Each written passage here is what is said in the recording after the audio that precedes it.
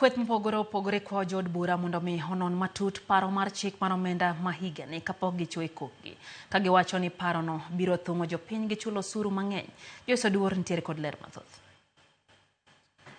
E seche ma jood bura ikore mar twak ewi lipot mar paro mar chik omenda mar higa mar 2024 odiochieng' makiny, jotend dini josalam mawuok e kaunti ma Uasin Gishu owuok oko ayanga mar kwedo paro mar chik omenda no. Ka giloso e boma ma Eldoret e kinde hingo nyasi mar Idul Adha, jotelogo kwayo jood bura ahinya to mag Kenya Kwanza mondo ket tenge pogruok manitiere kindgi kendo gisom matut paro mar chik omenda kapok gikale.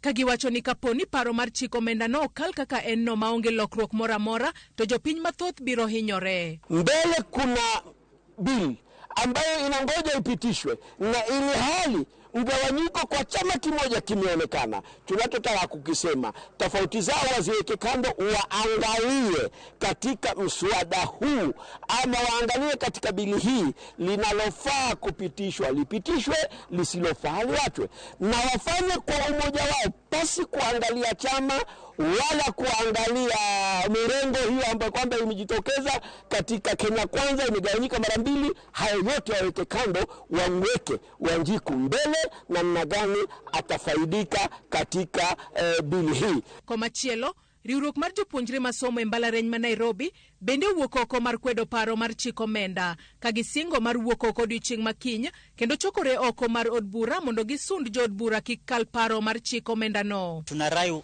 wabunge wote na wale viongozi ambao tuliwachagua waupinge mswada ule, na sisi kama wanafunzi wa chuo kikuu cha Nairobi tumeamua kwamba siku ya kesho tutaungamana na tutashirikiana na kukusanyika pale nje ya bunge la kuu la taifa Kenya na kusema kwamba wabunge wasipitishe mswada huu. Jopuonjrego yuak ne paro mar chik omenda no biro medo thung'o jopiny gi chulo usuru mathoth ka gilieko ni jopiny pod ok yud chenro makare e sectors mopogore opogore mag piny owacho kata obedo ni gichulo usuru mathoth. But when it reaches a point where the tax becomes a burden, then the taxation system really does not make sense.